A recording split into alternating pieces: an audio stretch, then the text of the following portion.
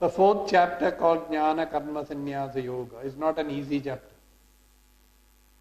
Compared to many other chapters, it's quite a difficult chapter.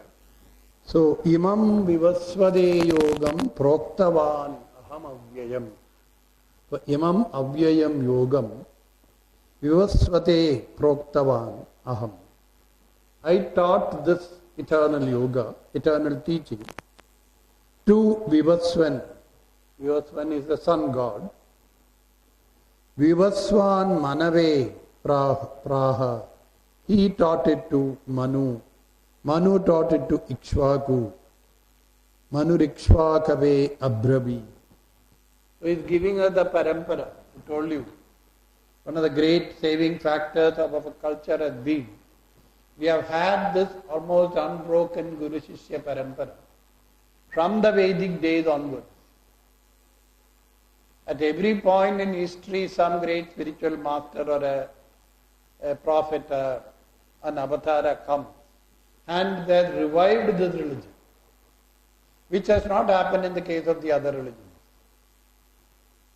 So to keep up the purity of this teaching, the masters have come and very lovingly imparted this knowledge to human beings at all levels of development. Our scriptures are, whether it's the Purana, the Mahabharata, the Ramayana, or the Bhagavad Gita itself, the Vedas, the Upanishads, the Brahma Sutras, all these are texts which are of different caliber, students in mind. Not everything is meant for everybody. So when teachers come, they do teach to keeping in mind the generation to which they are talking. A continuous renewal is there. So by this process of the teacher taught parampara, starting from, it says Bhagawan, I myself have taught it to Vivaswan, Vivaswan to Manu, Manu to Ikshvaku. And this parampara has been kept alive.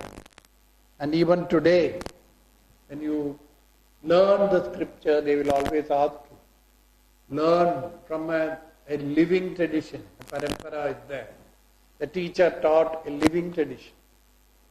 Because of this parampara teaching is oral, a lot of texts got lost. Because the teacher did not teach if he didn't get the appropriate student.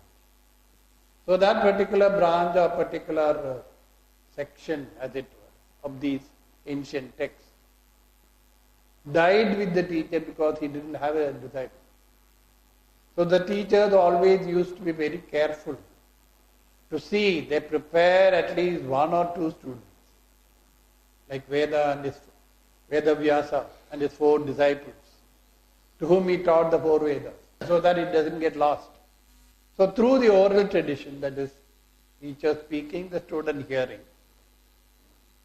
Many a time this happened, the teacher didn't get a proper student to impart. Therefore that particular shakha, branch of knowledge, died with him. We are told that at the time of Vyasa's arranging the 4 Vedas, there were more than 1,000 shakas. All the Vedas put together 1,180 shakas. But now, we have hardly 12 shakas. So much of knowledge has been lost because of the break in the parampara. It has advantages as well as disadvantages. So here Krishna is saying that this is an ancient knowledge. Imam yogam, this yoga meaning the karma yoga is talking of, has been handed down in the tradition. Evam parampara praptam raja rishayo vidu. So this teaching of karma yoga was in the tradition of Raja Rishis. People who were kings as well as rishis, who were materially had the capacity, the power to rule a kingdom, and also had the spiritual vision. So they were called the Raja Rishis. Janaka is the most well-known example. Sa mahata kalena sa yogo nashta parantapa. Due to long passage of time, this teaching of karma yoga was lost. So that today, Arjuna, though you are a well-educated Kshatriya, you don't know anything about karma yoga. So if anybody asks, how did this happen? Say, this is the reason. This long parampara, due to long passage of time, there were breaks in it, and teachers died without passing on that knowledge. Therefore, it became forgotten.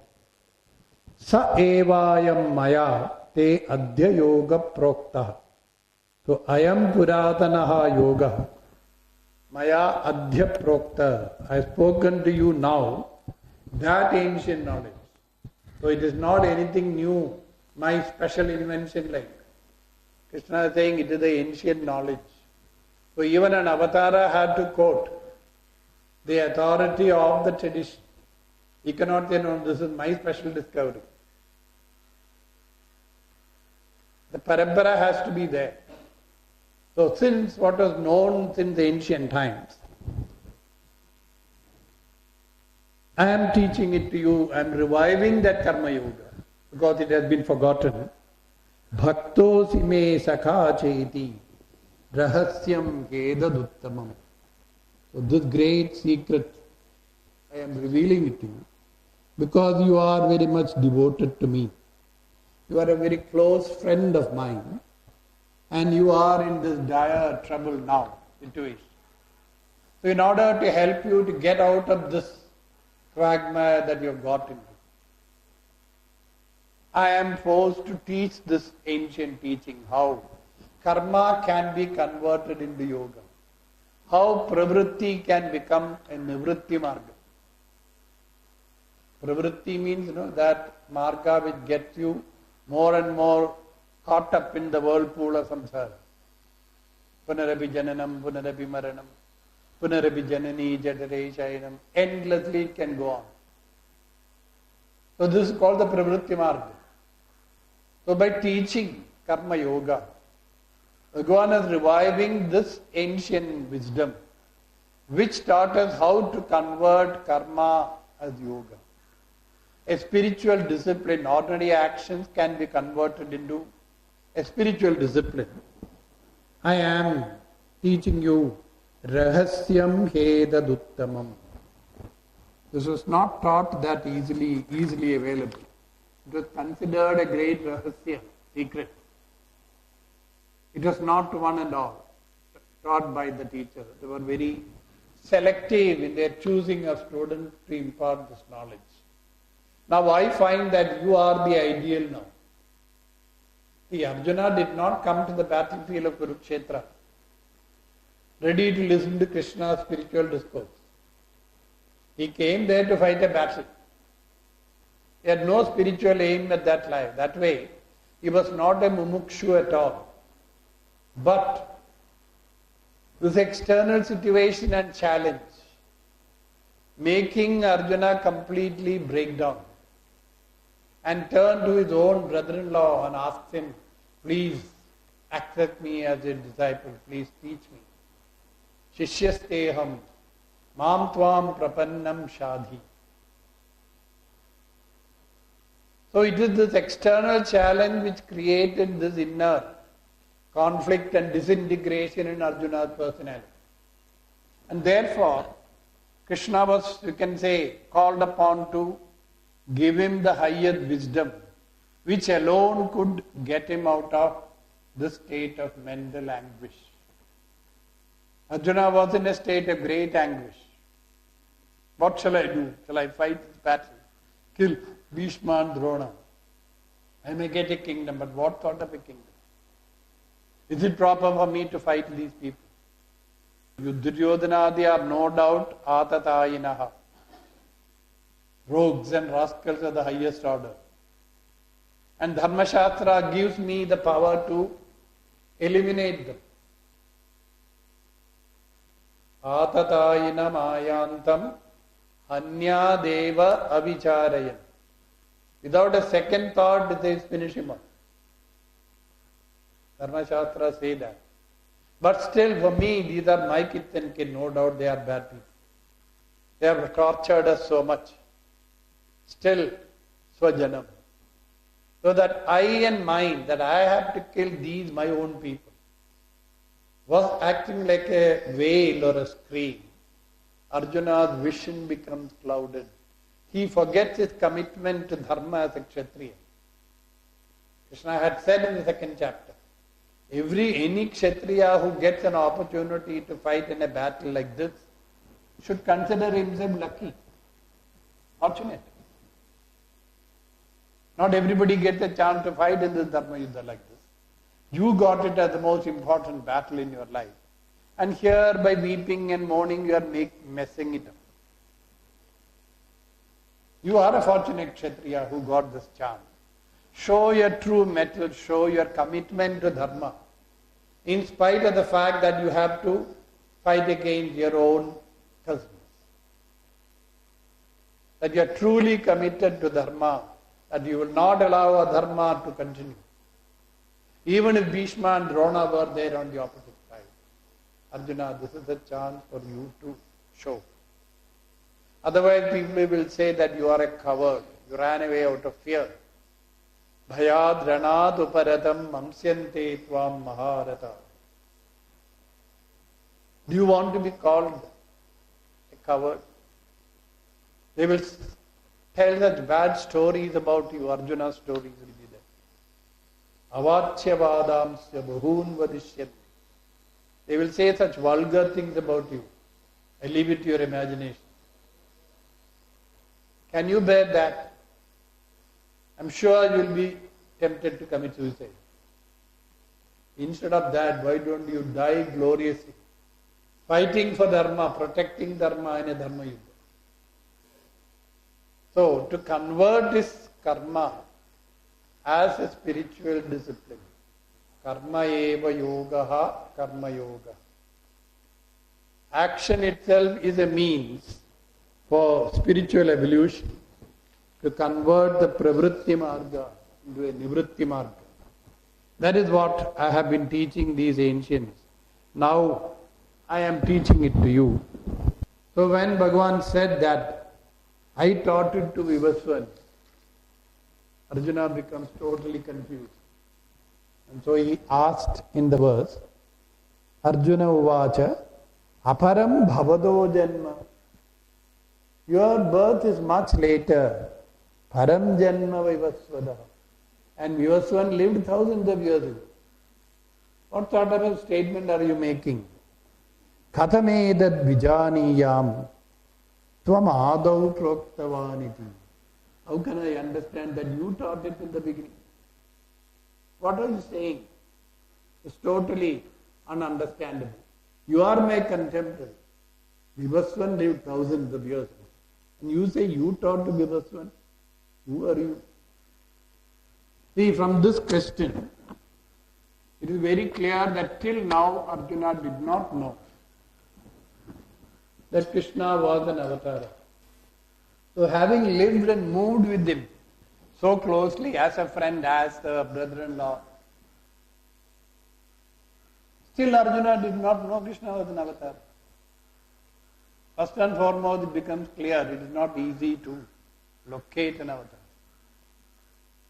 It's not it comes all the way with power and glory and thunder and lightning. And he has come as an ordinary human being. So this statement of Krishna and Arjuna questioning it makes it clear. Till now Arjuna did not know Krishna was an avatar. So his attitude was towards a friend, towards the brother-in-law. Of course, a man who is very, very, very diplomatic, intelligent, well-known, respected, honored, lionized by society, all that. But still, the concept of an avatar was not there.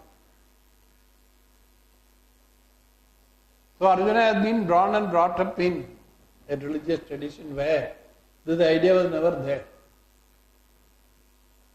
So Arjuna is surprised that Krishna is saying this, something such a tall claim. that he is something unusual. He is not like other human beings. So, kathamedat vijaniyam tvamadau proktavaniti.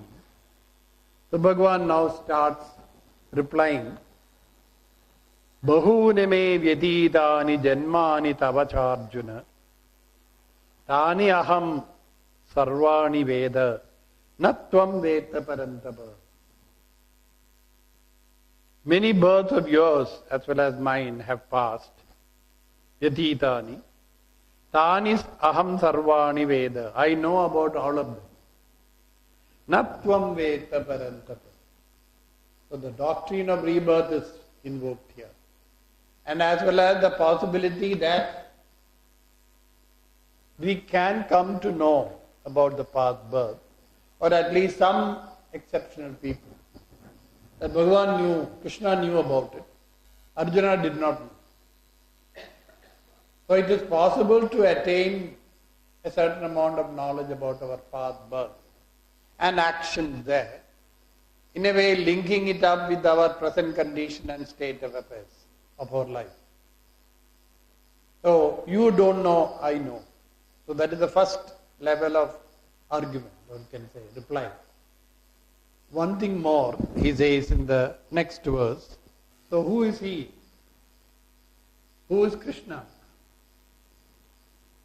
Ajopi san, though I am the unborn, Ajaha, Avyayatma, the imperishable Atma, self, Bhutanam Ishvaraha apisan, though I am the Lord of all beings, the whole universe, Swam Prakritim Adhisthaya, controlling as it were, suppressing this nature of mine, Prakriti, Sambhavamyatma Mayaya. The term Maya is introduced. First time in the Gita you come across the term Maya. Not many times you find Maya, I think only 3 times, remember. So though what is my true nature? I am Ajaha. Ajo nitya shashvatoyam puranahana nahanyade hanyamane sharire. Referring to the Atma Swarupa, Bhagavan said that in 2nd chapter. So though I am by nature unborn, I have no beginning in time, no end in time. Avyayatma, meaning no end. So beginningless, endless, birthless, deathless. Bhutanam Ishvaraha api. I am the Lord of the whole universe. The ruler, Ishvara. So Ajaha, Avyayatma, Bhutanam Ishvara. This is my true status. True being. My nature. So this Prakritim Swam Adhisthaya, this nature of mine as Ajaha, Avyayatma, Bhutanam, Ishvaraha, I suppress this. Sambhavami Atma Mayaya. Though I am unborn, I am born. Oh, Atma Mayaya. By my own power of Maya. I suppress this Aja, Avyaya, Bhutanam, Ishvara nature. It is too much, as it were. The world won't be able to withstand it if we were to come in that. So this supreme nature of mine, infinite stature of mine, I control it, I suppress it. Like a person taking a disguise. He may be the king of the land.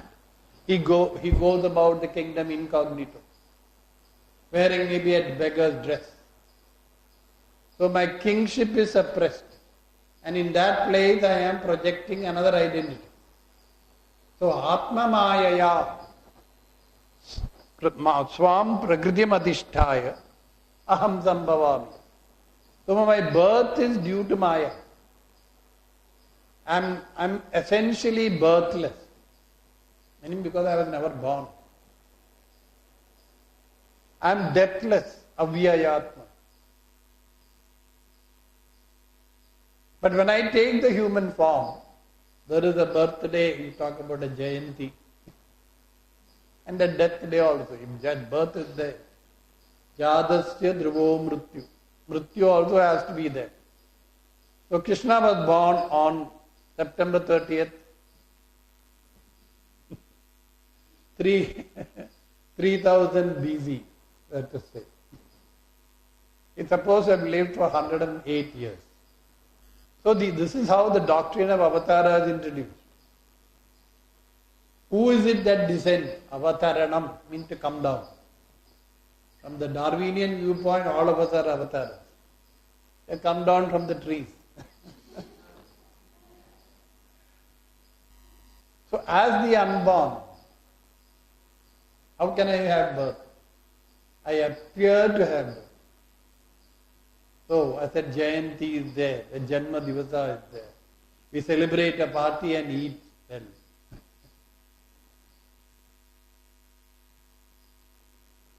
Jopi san avyayatma bhudanam ishvara. That I am that supreme infinite. But Atma Maya, using this power of Maya, Sambhavami, I am born. So this doctrine of avatara is different from Christian concept of incarnation. That they are very particular about. Don't confuse these two. The avatara is one, incarnation is something else. We would say, Hindus, what is they? We will accept Jesus also as an avatar. No problem. Why? Bhagawan has said in the Gita, yada, yada, yada, yada. Whenever. I'll come, no problem. There's no ego involved here. Hey, how can I go so many times? How can I go and take care of them, these useless fellows, human beings? I should keep my dignity.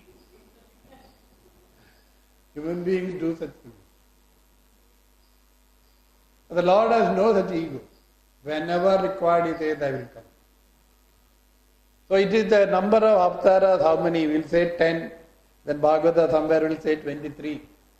And afterward, Bhagavata itself gets tired and says, infinite are the avatars. So it's a blank check. Whenever there is demand, the world demands. Dharma has gone down, adharma has come up. I will come. Don't worry. It's my job. You don't worry about this world.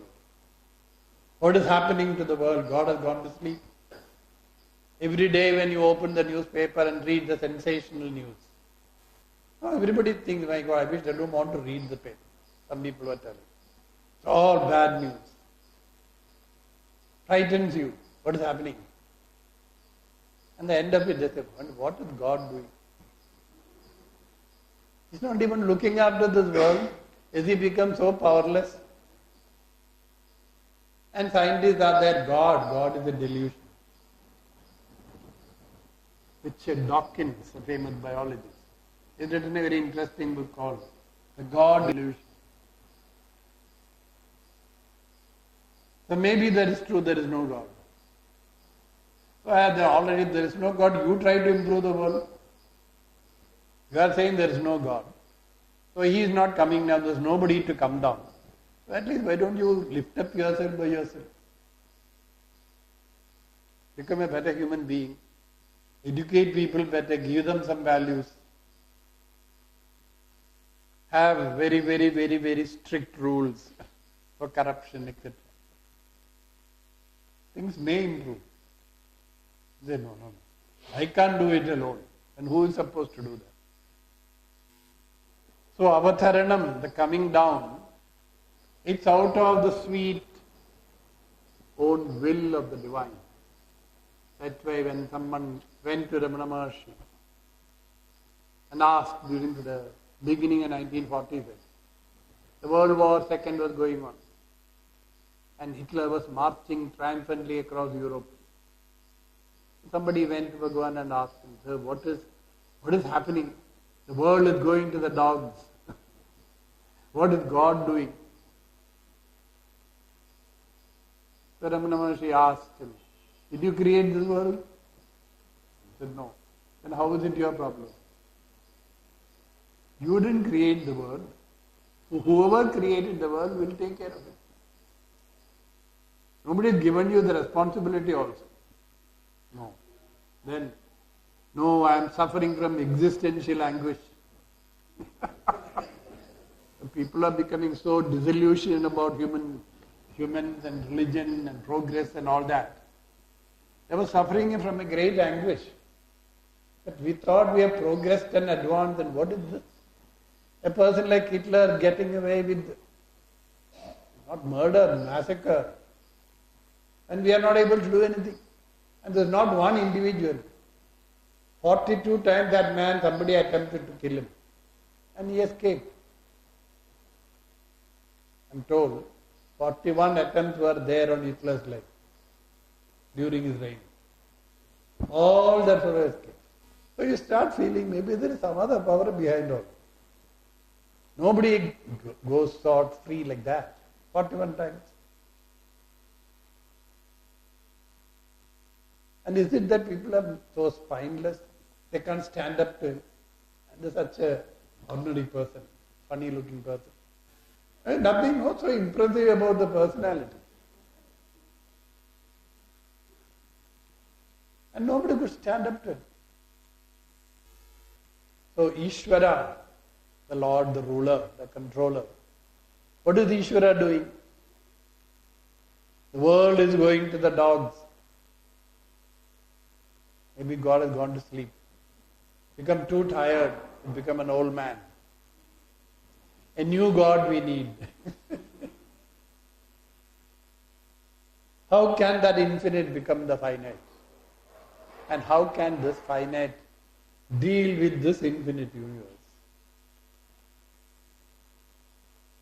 So to come down at a particular moment in history and help humanity to progress, using this power of Maya, self as a disguise, taking a human form, he says, I am born. The unborn becomes born.